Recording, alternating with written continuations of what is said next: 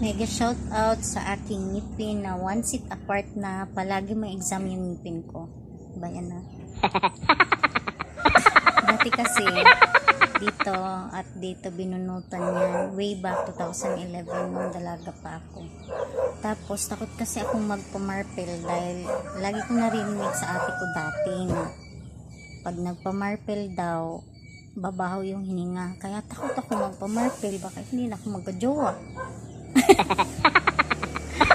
Kaya ayun ang nangyari, nagpabunot ako dito at dito, magpapasta lang sana ako nun. Tapos sabi ng dentist, ng doktor na hindi na siya kayang i-pasta, kailangan na talaga siyang bunutin. Kaya binunot, tapos takot nga ako magpamarpel. Kaya napansin ko nung unti-unti siyang umusog.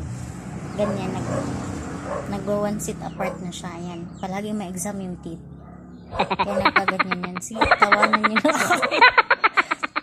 Ganon, pero dati okay yung teeth ko. Ngayon lang, di na rin naman ako nag-aalala dahil nabenta na rin naman ako. Diba? Diba tay? Hindi ako natatakot na ganito na yung teeth ko or ano. Mahalaga lang naman siguro is diba?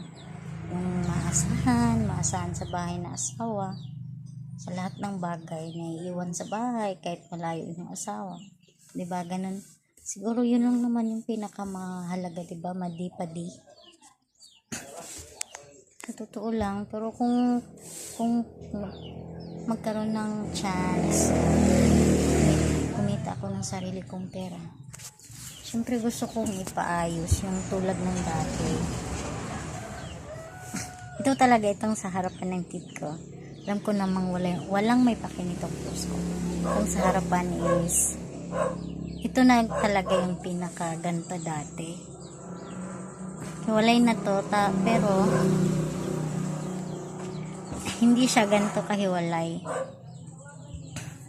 Yung konting hiwalay lang, tas hanggang nung nagpabunot nga ako, lumala siya, tas nadamay na din dito, na naging ganyan na.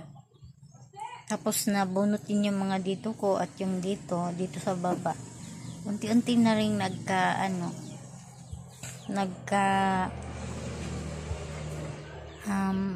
hiwa-hiwala yung teeth ko dito sa baba.